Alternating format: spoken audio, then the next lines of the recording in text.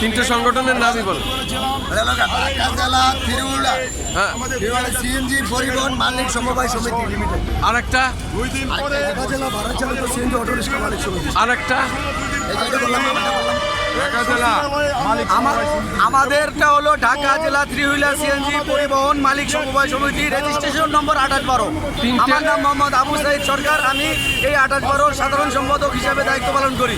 তো আমাদের উদ্দেশ্য হলো যে আমাদের এই 3000 গাড়ি যে ঢাকা ধর দাবি ছিল, সেই 3000 গাড়ির দাবি থেকে সমস্ত অফিস সংশ্লিষ্ট কর্তৃপক্ষরা আলোচনা করে মানে এটা পরামর্শ করে আমাদেরকে 1004টি গাড়ি দেওয়ানোর উদ্যোগ নেয়।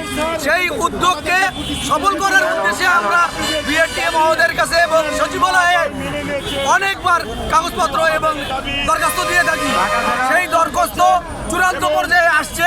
তারা আমাদেরকে দিয়ে সান্ত্বনা দিচ্ছে, তোমরা এটা জীবিকা নির্বাহ করে কাজ করে পরিশ্রম করে, এইটা না করে তারা আমাদেরকে এই অর্ডার না দিয়ে আমাদের অর্ডারকে তালবাহনা করে কালক্ষেপণ করতেছে, বিলম্ব করতেছে।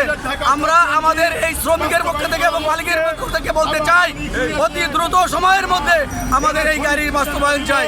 এবং মাননীয় প্রধানমন্ত্রী অনুরোধ করে বলছি, আমাদের এই সংগঠনের যেটা চাওয়া পাওয়া আমাদেরকে যেন অতি সত্বর বুঝে দেয়, আমরা যেন ঢাকা শহরে ইনশাআল্লাহ ভালোভাবে জীবিকা নির্বাহন করতে পারি। আসসালামু আলাইকুম রহমতুল্লাহ।